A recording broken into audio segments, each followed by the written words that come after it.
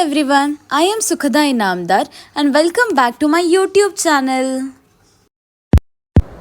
ಬರ್ರಿ ಇವತ್ತು air fried samosa ಮಾಡೋಣಂತ. Stuffing ಮಾಡಲಿಕ್ಕೆ ಒಂದು ಬಾಳ್ನಿ ಒಳಗೆ ಒಂದು ಸ್ವಲ್ಪ ಎಣ್ಣೆ ಹಾಕ್ಕೊಂಡು ಅದರೊಳಗೆ ಸಾಸಿವೆ ಮತ್ತು ಜೀರಿಗೆ ಹಾಕಬೇಕು. ಆ ಸಾಸಿವೆ ಜೀರಿಗೆ ಸ್ವಲ್ಪ ಚಟಪಟ ಅಂತಂದಮೇಲೆ ಅದರ ಒಳಗೆ ಸ್ವಲ್ಪ ಇಂಗಿನ ಪುಡಿ ಹಾಕಬೇಕು. ಆಮೇಲೆ ಅದ್ರೊಳಗೆ ಸ್ವಲ್ಪ ಸಣ್ಣಗೆ ಹೆಚ್ಚಿದ್ದ ಕರಿಬೇವು ಹಾಕ್ಬೇಕು. ಆಮೇಲೆ ನಾವು ಮಿಕ್ಸರ್ ಒಳಗೆ ಮುಂಚೆ ಅಲ್ಲ ಮತ್ತು ಮೆಣಸಿನ್ಕಾಯಿದ್ದ ಪೇಸ್ಟ್ ಮಾಡಿಟ್ಕೊಂಡಿದ್ದೆ. ಆಮೇಲೆ ಅದನ್ನೂ ಮಿಕ್ಸ್ ಮಾಡಿ ಚಲೋತ್ನಾಗ ತಾಳಿಸ್ಕೋಬೇಕು. ಆಮೇಲೆ ಎಲ್ಲ ಖಾರ ಎಲ್ಲ ಸ್ವಲ್ಪ ಚಲೋತ್ನಾಗ ಬಿಟ್ಕೊಂಡ್ಮೇಲೆ ಅದ್ರೊಳಗೆ ಒಂದು ಸ್ವಲ್ಪ ಅರ್ಶಿಣದ ಪುಡಿ ಹಾಕಬೇಕು. ಆಮೇಲೆ ಅದ್ರ ಒಳಗೆ ಒಂದು ಸ್ವಲ್ಪ ಸಣ್ಣಗೆ ಹೆಚ್ಚಿದ್ದ ಹಸಿ ಉಳ್ಳಾಗಡ್ಡಿ ಹಾಕ್ಕೋಬೇಕು. ಹಸಿ ಉಳ್ಳಾಗಡ್ಡಿನೂ ಚಲೋತ್ನಾಗ ತಾಳಿಸ್ಕೋಬೇಕು, ಇಲ್ಲಾಂದ್ರೆ ಬಿಸಿಲು ದಿವಸ ಒಳಗೆ ಒಂದು 3 ಅಥವಾ 4 ತಾಸು ಒಳಗೆ ಹಳ್ಸೋಗ್ಬಿಡ್ತದೆ. ಅದಕ್ಕೆ ಉಳ್ಳಾಗಡ್ಡಿನೂ ಚಲೋತ್ನಾಗ ತಾಳಿಸ್ಕೋಬೇಕು.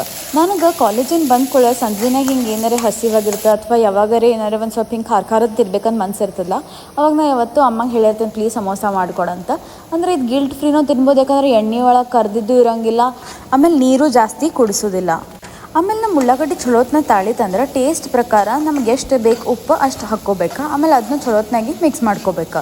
ಆಮೇಲೆ ನಾ ಮುಂಚೆ ಒಂದು ಕುಕ್ಕರ್ ಒಳಗೆ ಬಟಾಟಿ ಬೇಯಿಸಿಟ್ಕೊಂಡಿದ್ದೆ. ಆಮೇಲೆ ಅದನ್ನ ಚೆಂದಾಗಿ ಮ್ಯಾಶ್ ಮಾಡ್ಕೋಬೇಕು.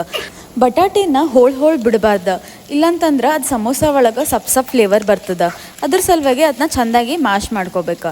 ನಮ್ಮ ಉಳ್ಳಾಗಡ್ಡಿ ಎಲ್ಲ ಚಲೋತ್ನಾಗ ತಾಳಿತಂತಂದ್ರೆ ಅದರೊಳಗೆ ಮ್ಯಾಶ್ ಮಾಡಿದ ಬೊಟ್ಯಾಟೊ ಅದ್ರೊಳಗೆ ಹಾಕಿ ಆಮೇಲೆ ಅದನ್ನ ಚೆಂದಾಗಿ ಮಿಕ್ಸ್ ಮಾಡ್ಕೊಂಡ್ರೆ ನಮ್ಮ ಸಮೋಸ ಸ್ಟಫಿಂಗ್ ರೆಡಿ ಅದ ರೀ.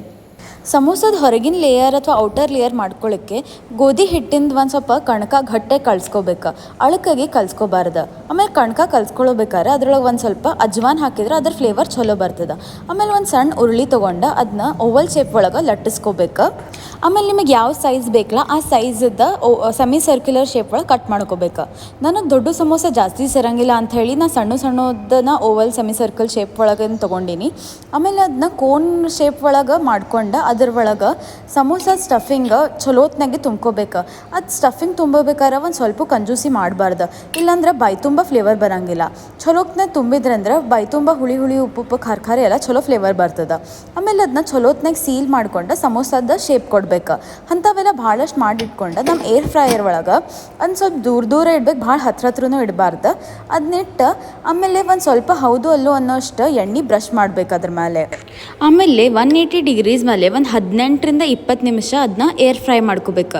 ಅಂದ್ರೆ ಫುಲ್ ಕ್ರಿಸ್ಪಿ ಕುಸ್ಕುಸಿತ್ ಆಗ್ತಾವ್ರಿ ಸಮೋಸ. ನಾನು ನನ್ನ ಕಲೀಗ್ಸಿಗೂ ಟೇಸ್ಟ್ ಮಾಡಿರಿ ಅಂತ ಹೇಳಿ ಬೈದಿದ್ದೆ. ಅವರು ಎಷ್ಟು ಕ್ರಿಸ್ಪಿ ಆಗ್ಯಾವ ಅಂತಂತಂದ್ರೆ ನೀವು ಇದು ರೆಸಿಪಿ ಮನೆಯೊಳಗೆ ಟ್ರೈ ಮಾಡಿರಿ, ಅಂದ್ರೆ ಗಿಲ್ಟ್ ಫ್ರೀ ತಿನ್ಬೋದು. ಯಾಕಂದ್ರೆ ಜಾಸ್ತಿ ಎಣ್ಣೆನೂ ಇರೋಂಗಿಲ್ಲ, ಆಮೇಲೆ ಸ್ವಲ್ಪ ಹೆಲ್ದಿನೂ ಇರ್ತದೆ. ನಿಮಗೆ ಏನಾರು ಈ ರೆಸಿಪಿ ಸೇರಿತ್ತಂದ್ರೆ please like, share and subscribe and thank you for watching.